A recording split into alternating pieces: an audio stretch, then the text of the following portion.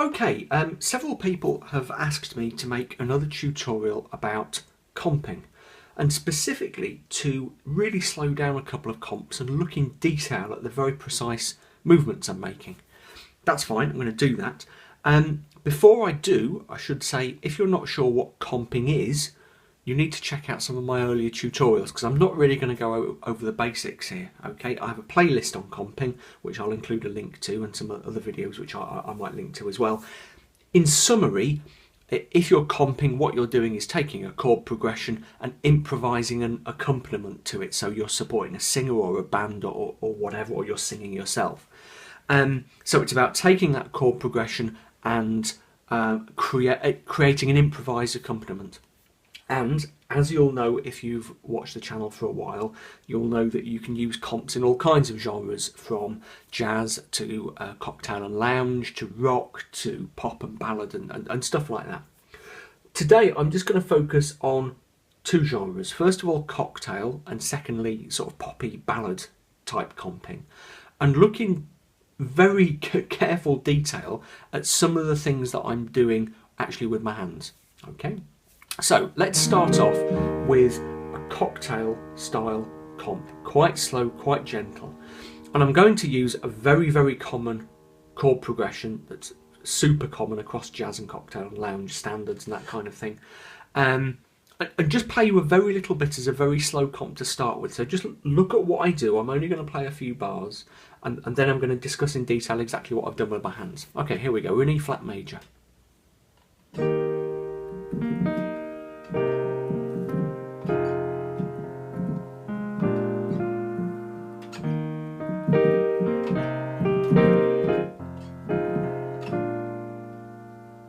Okay, you know, just a very short extract there of a very typical comping style. So you could have sung along to that quite easily, and that chord sequence fits all kinds of standards. As I said, Blue Moon, Heart and Soul, you know, they'd all go to that. Just look at what I did. I'm playing very basic chord shapes there. Yeah, I could extend them. I could go for sort of, you know, 9th and 11th and all that, but I'm sticking to quite basic chord shapes. And I'm not playing many notes outside of the actual chords themselves. Just watch that again.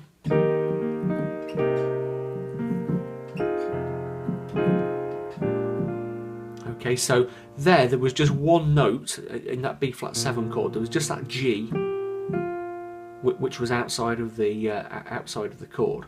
Okay, otherwise everything was inside the chord. E flat major, C minor 7, F minor 7, B flat 7.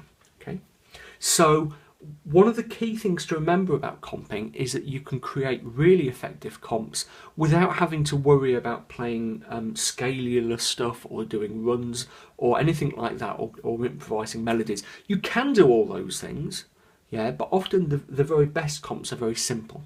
So first thing to remember as our kind of anchor point for everything we're going to look at is you can stick very closely to the chords. It doesn't mean you need to know your chords quite well, but you can stick closely to the chords.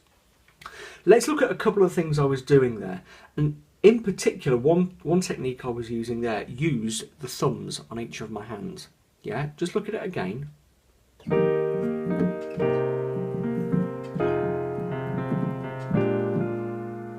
Okay, you can see what I'm doing each time is splitting the chord, playing the chord, and then just before I'm about to change chord, let's just take the right hand as an example, lifting the thumb off and just hitting the bottom note. Or in the left hand, doing the same but with the top note of the chord on my thumb. And timing those two against each other, left first followed by right usually, to give a kind of sense of rhythm and movement. Okay? Then to the next chord. Whoops.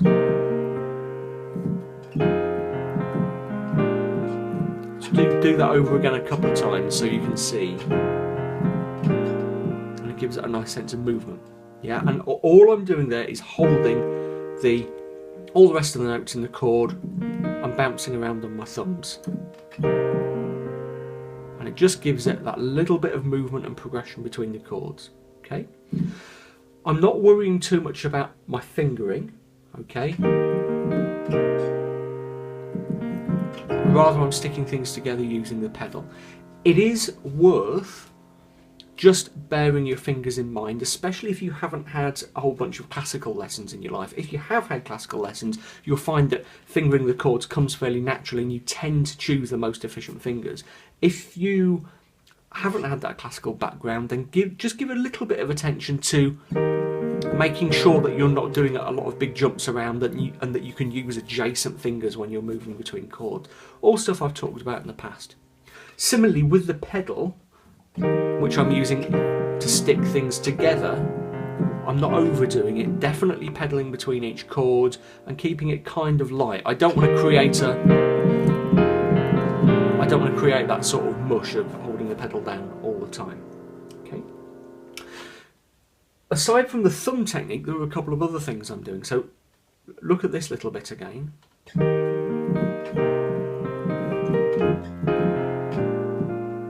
Yeah. 3 separate techniques I used there. On the E flat, there was the bounce of the thumbs. When I got to the C minor 7, I just played a simple arpeggio. Okay, so I hit the chord first, then went up the notes of the chord. That's what we call an arpeggio pattern. Then onto the F minor 7, little quick stabs like that, again about creating rhythm, to the B flat 7. Let me do that again. So thumbs, arpeggio, stabs to the B flat 7. Yeah, and all the way through, it's all about creating movement. Yeah. So those are just a couple of things that you can do, and by all means take those techniques and play with them.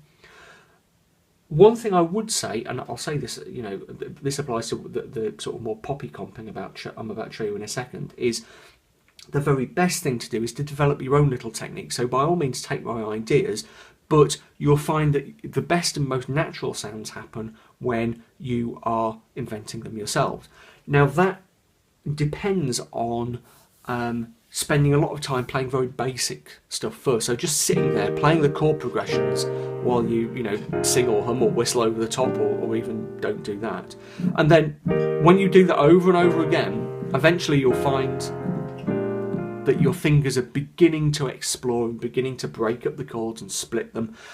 And your kind of subconscious brain will figure out what works and what doesn't. Okay, so grind away at the practice. Okay, let's look at something a bit more poppy. Yeah, here we go.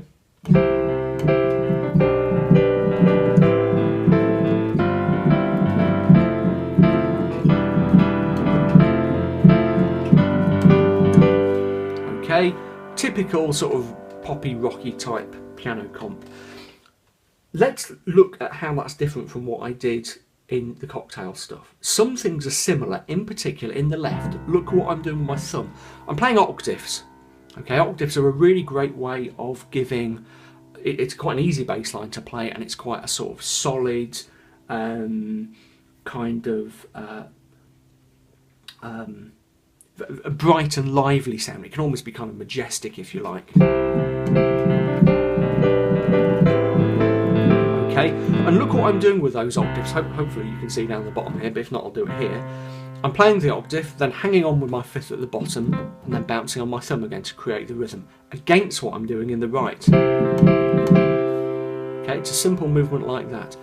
And in the right, I'm much more concentrating on just hitting the chords rhythmically.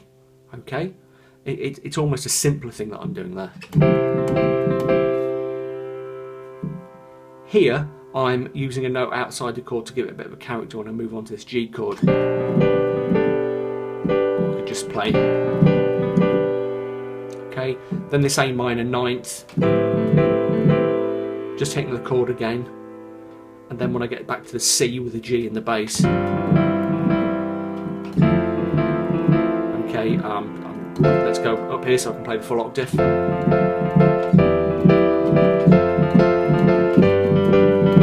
Okay, and again, I'm not being afraid to go up the chord there, just to give it a bit of variety.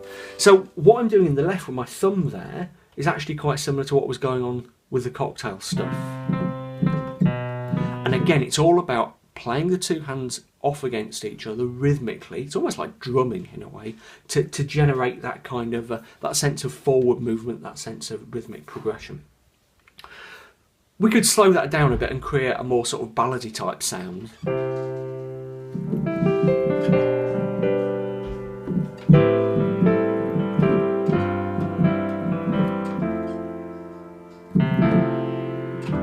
the right chord there. And you'll notice what I was doing there, just on that F major 7 particularly, again using that arpeggio technique. You can also use arpeggios in the left.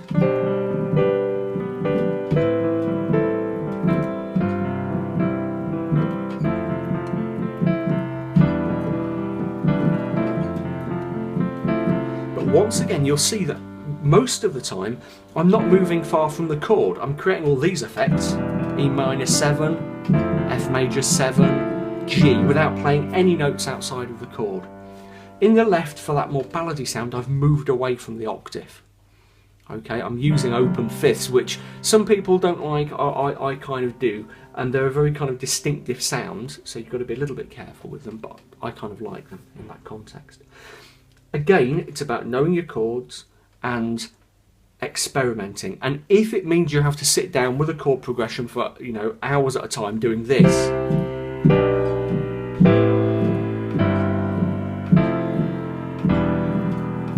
until your fingers start playing with it by themselves, do that. That's what I did, you know, when I was learning to do this stuff when I was a teenager, I guess. I would, and again, it's the old story, I would drive my parents mad because I would just sit there playing these chords over and over.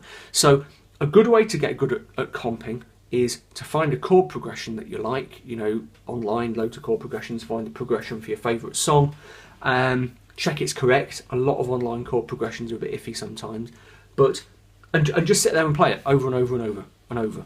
And by all means, you know, pinch some of the ideas that I've shown you there, but absolutely develop it yourself. Okay, hopefully that's useful. Comments, questions, welcome. I do try to answer them. If you're new to the channel, please do subscribe. Please do check out the earlier videos. As usual, I'll give you a little plug to for my book, How to Really Play the Piano. Slightly dusty copy there. Dust it off. If all this talk about chords and stuff is new to you, it's all in here, okay? All the basics of how to play piano chords and various other things. Starting to improvise, using 12-bar blues as a sort of kick-off point for improvisation, and, you know, various resources and stuff in the back. And the print edition is £14.95, that's UK pounds, and you can download it for £9.95, and loads of people seem to like it, so do give it a look. Okay, it's been about 3 months since I last made a video, so I'm going to try and have a bit of a blitz on them. I'm also working on a couple more book projects, which I have mentioned in the past, but I'll talk about again soon, hopefully.